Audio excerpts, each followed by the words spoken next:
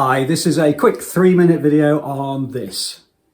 Okay, so the first question is we're going to really just be looking at applying the volume of the cone formula, which is this one here, to the question itself, where it says we've got a base of 20 centimeters and a height of 30. So therefore we can just simply say that the volume equals 1/3 pi r squared h, and then it's just a case of using the information that we've got. Now I'm always going to put the radius in this particular case, which is 10 centimeters, so we've got to be careful. We've been given the base diameter, but the actual radius itself is going to be half that, so I'm going to put it into brackets and then square it. I'm going to multiply by the height, which is 30.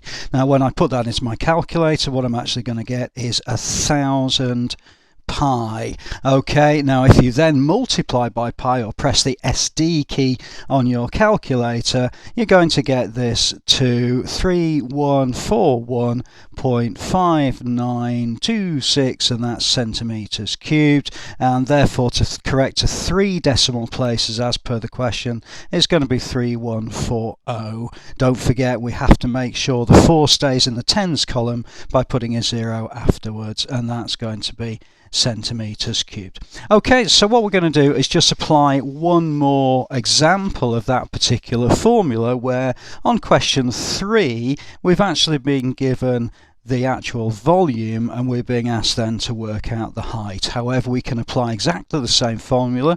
Volume equals 1/3 pi r squared h. Well, let's put in the information that we've got. Well, we know the volume is 180, and that's equal to 1/3 multiplied by pi, and the radius we've got is actually 6, so we've been given the radius in this particular case, and that's then going to be multiplied by h. Okay, now the way I would tend to do this is I would tend to do the calculation on the right hand side as 180 equals 12 pi h. Okay, so just be very careful about making sure you do your calculations accurately. Obviously, if you're using a calculator, it shouldn't be any problem for you. So that's 180 divided by 12 pi, and therefore h in this particular case is going to be equal to 4.7746, and that's the value in centimeters, and therefore the height correct to 1 decimal place is going to be equal to 4.8